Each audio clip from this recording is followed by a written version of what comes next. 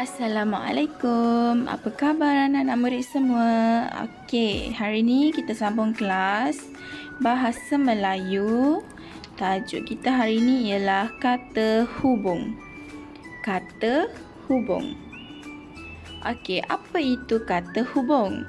Kata hubung ialah perkataan yang menyambungkan dua atau lebih ayat tunggal. Apa maksud ni kata hubung ni? Okey, jom kita tengok dulu. Contoh-contoh perkataan kata hubung iaitu dan. Dan.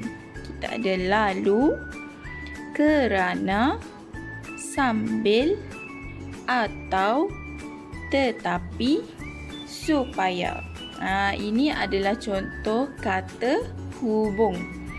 Kalau kamu jumpa dalam ayat, kamu nampak perkataan dan, lalu, sambil, kerana, atau, tetapi, supaya. Ini semua adalah kata hubung. Kamu baca-baca buku, baca komik ke kan, kamu jumpa perkataan-perkataan ni, kamu kena ingatlah. Oh, ini kata hubung. Ini adalah contoh-contoh dia. Saya harap kamu boleh ingatlah perkataan-perkataan ni, tak banyak pun. Ada sikit je ni kamu kena ingat. Okey, macam mana nak guna perkataan-perkataan ni? Okey, jom kita tengok satu-satu. Okey, kata hubung yang pertama, dan. Okey, macam mana nak guna? Kata hubung dan digunakan untuk menggabungkan ayat yang mempunyai unsur yang sama. Okey, macam mana tu? Okey, ini contoh dia. Ini ayat yang pertama. Ini kita masih dalam kata hubung dan. Okey, ayat yang pertama, Irdina sedang menyapu sampah. Irdina sedang menyapu sampah. Okey, ayat yang kedua, Puteri sedang menyapu sampah. Ada dua orang, Irdina dengan Puteri. Dua-dua orang tengah buat apa? Tengah sapu sampah. Buat perkataan guna aktiviti yang sama. Irdina dengan Puteri ni tengah buat aktiviti yang sama. Jadi macam mana kita nak gabungkan ayat ni? Okey. Kalau kita nak gabungkan ayat ni, kita akan guna kata hubung dan. Irdina dan Puteri sedang menyapu sampah. Kamu tak payahlah buat Irdina sedang menyapu sampah dan Puteri sedang menyapu sampah. Tak payah tulis banyak kali. Sedang menyapu sampah ni boleh tulis sekali je. Potong dia. Irdina dan Puteri sedang menyapu sampah. Okey, boleh? Ini kata hubung dan. Kita tengok yang seterusnya. Kata hubung lalu. Kata hubung lalu digunakan untuk menggabungkan dua ayat yang menunjukkan dua perbuatan yang dilakukan secara serentak. Tadi kita nak gabungkan dua orang. Dua orang tengah buat benda yang sama. Okey, jom tengok yang ni pula untuk lalu. Ryan menangkap bola. Ryan menangkap bola. Okey, lagi satu ayat. Ryan membaling bola itu kepada Danish.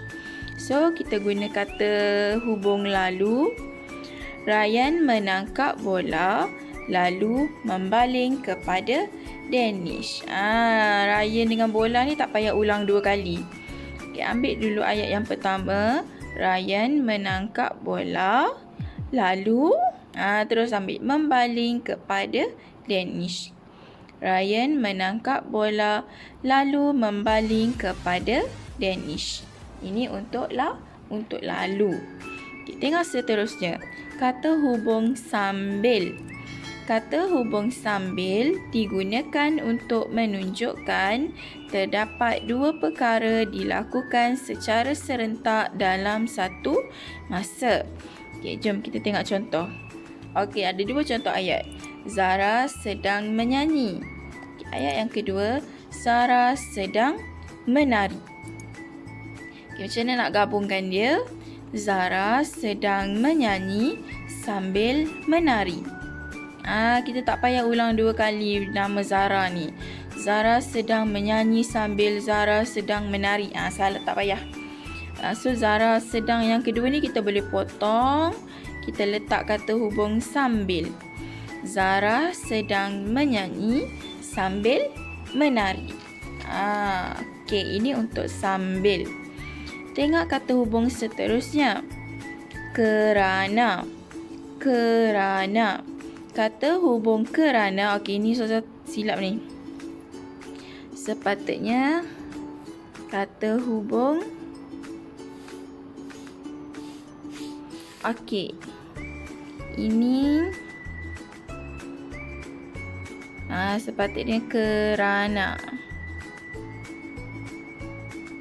Kerana.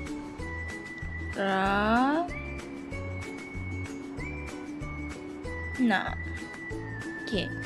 Kata hubung kerana digunakan untuk menerangkan sebab. Untuk menerangkan sebab. Okey, jom kita tengok contoh ayat. Okey, ada dua contoh ayat dia bagi. Ini ayat tunggal, ini ayat tunggal. Sama juga macam tadi. Okay, Ayu berasa gembira. Ini ayat yang pertama. Ayu berasa gembira. Kita tengok ayat yang kedua. Ayu mendapat hadiah daripada bapanya. Okay, macam mana nak gabungkan ayat ni? Kita guna kerana. Ayu berasa gembira kerana mendapat hadiah daripada bapanya. Kita potong nama Ayu ni. So nama Ayu ada 2 kali kan? Tak payahlah tulis 2 kali. Bila kita nak gabungkan dia, kita ambil satu je. Ayu berasa gembira. Kenapa gembira? Kerana mendapat hadiah daripada bapanya. Okey, boleh. Kerana ni kita nak menerangkan sesuatu. Contohnya macam Ayu berasa sedih kerana dimarahi ibunya. Contoh macam tu.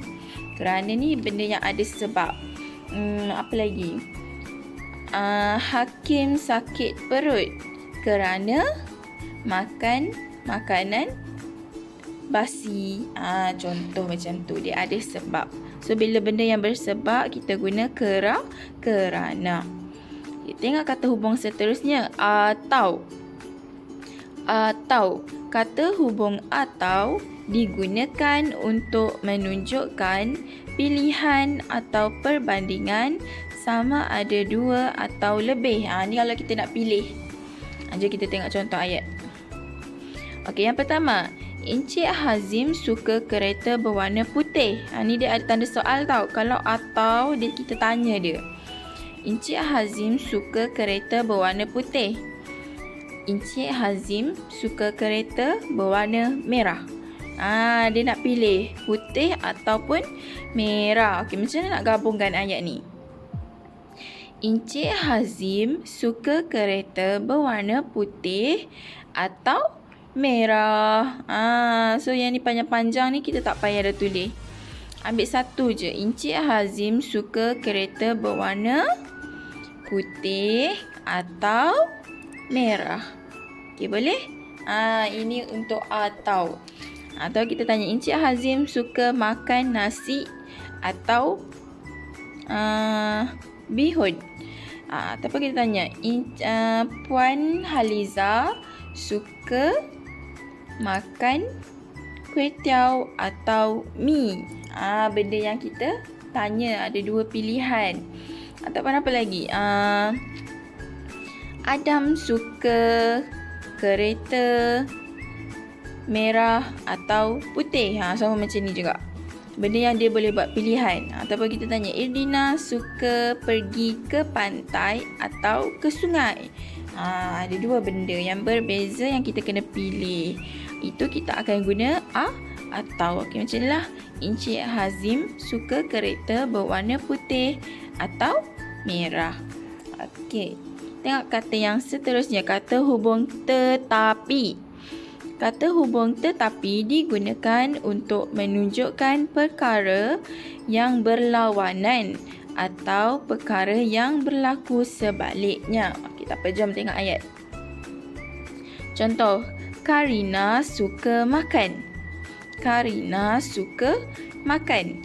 Ayat yang kedua, Karina tidak pandai memasak. Kalau nak makan kenalah masak. Tapi ni dua perkara yang berbeza. Karina suka makan, Karina tidak pandai memasak. So macam mana nak gabungkan ayat ni? Guna tetapi. Karina suka makan tetapi tidak pandai memasak. Nampak tak? Dua perkara. Ini suka, yang ni tak pandai. So kita gabungkan menggunakan perkataan tetapi. Kata hubung tetapi. Karina suka makan tetapi tidak pandai memasak. Contoh dia. Okay. Seterusnya. Karina ni kita tak payah ulang lah. Ni dah tulis Karina suka makan tetapi Karina tidak pandai memasak. Tak payah. Tak payah ulang nama orang ni 2 kali. So kita boleh potong dia. So kita terus tulis sekali je. Karina suka makan tetapi terus tidak pandai memasak. Okay, boleh? Seterusnya, kata hubung yang terakhir, supaya. Kata hubung supaya digunakan untuk menunjukkan, menyatakan maksud atau tujuan. Jom tengok ayat. Haziq belajar bersungguh-sungguh. Haziq menjadi orang berjaya. Macam mana nak gabungkan ayat ni? Kita guna perkataan supaya. Haziq belajar bersungguh-sungguh supaya menjadi orang yang berjaya. Sama juga macam tadi, Haziq ni tak payah tulis 2 kali. Tulis sekali je. Tulis kat depan sudah. Haziq belajar bersungguh-sungguh supaya, tak payah tulis supaya Haziq menjadi orang berjaya. Tak payah ulang dah nama dia. Nama orang sekali je kita tulis. Haziq belajar bersungguh-sungguh supaya menjadi orang yang berjaya. Okey, boleh? Okey, ini adalah contoh kata hubung. Ada berapa tadi? Ada 7 contoh kata hubung yang Ustazah bagi. Kamu boleh ulang-ulang tengok lagi sekali kalau tak faham. Okey, seterusnya jom kita buat latihan. Okey, macam biasa kamu akan salin dalam buku pemahaman. Tulis tarikh hari ini. Hari dan juga tarikh. Okey, dia punya arahan. Isi tempat kosong dengan kata hubung yang betul. Okey, ayat soalan yang pertama, nombor 1. Maisara, tempat kosong, Hazirah suka bermain congkak di waktu petang. So kamu pilihlah jawapan. Maisara kerana Hazirah ataupun Maisara dan Hazirah suka bermain congkak di waktu petang. Pilih jawapan yang betul. Yang kedua, Hakim menangis, tempat kosong, dimarahi oleh ibu. Menangis. Kenapa dia menangis? Dimarahi oleh ibu. So, bila sebab kita nak guna yang mana? Hakim menangis kerana, dan, supaya, lalu, sambil. Kamu pilihlah jawapan yang betul. Nombor 3, Syafiq menonton televisyen. Tempat kosong, makan kuaci kegemarannya. Okey, nombor 4. Abang rajin bersenam. Tempat kosong, badan sentiasa sihat. Ayah memetik bunga. Tempat kosong, berikan kepada ibu. Okey, boleh? Okey, kamu ambil ni, salin balik dalam buku tulis pemahaman. Okey? Okey, siapkan latihan dalam buku tulis pemahaman. Macam saya cakap tadi, macam biasa nanti dah siap, boleh takat gambar dan hantar kepada Ustazah. Okey, itu saja pembelajaran kita hari ini. Okey, itu saja untuk hari ini. Assalamualaikum.